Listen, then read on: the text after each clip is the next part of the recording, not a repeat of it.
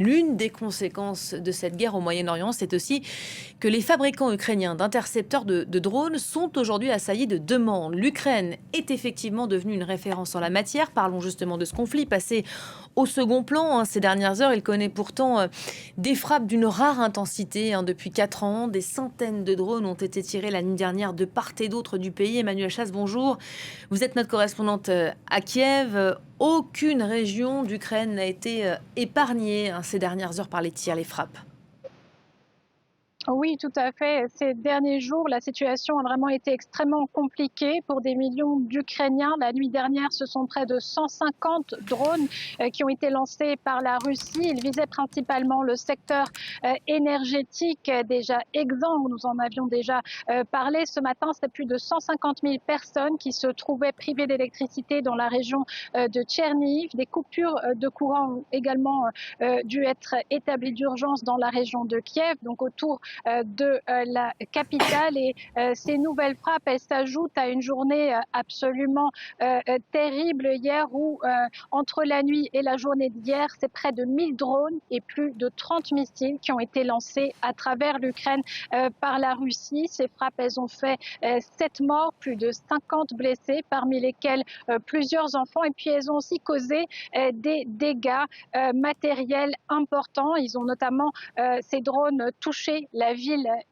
de Lviv, qui se situe à environ 1 heure de route de la frontière avec l'Union européenne, une ville traditionnellement considérée comme plus sûre que des villes comme Kiev ou plus à l'est du pays, mais qui ne semble plus l'être puisque son centre-ville historique, inscrit au patrimoine mondial de l'UNESCO, a été touché.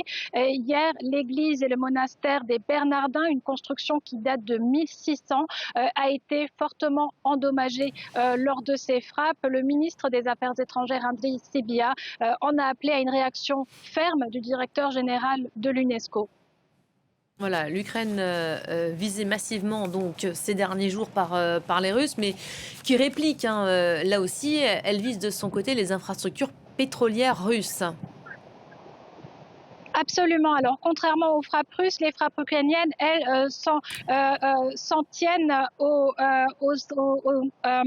port, au site de production de pétrole russe afin d'impacter l'économie du pays. Alors, avant-hier, c'était le port de Primorsk, l'un des plus grands ports d'exportation de pétrole russe, qui était touché. La nuit dernière, ça a été celui d'Oust-Luga. C'est également dans cette région de Leningrad, ouvert sur la mer Baltique. C'est là encore l'un des plus grands ports, l'un des plus grands terminaux pétroliers de la Russie. Le but de l'Ukraine est clair, c'est d'affaiblir les capacités économiques de la Russie, notamment en matière d'exportation de son pétrole, puisqu'en affaiblissant l'économie russe, eh bien, Kiev essaye aussi d'amoindrir l'effort de guerre de Moscou, alors que la Russie a déjà bien entamé son offensive de printemps. On l'a vu avec ses frappes de drones, mais également avec des assauts répétés tout le long de la ligne de front. Mais le commandant en chef des armées, Oleksandr Syrski, affirme que malgré une intensification de ces assauts, eh bien, il n'y a pas d'avancée majeure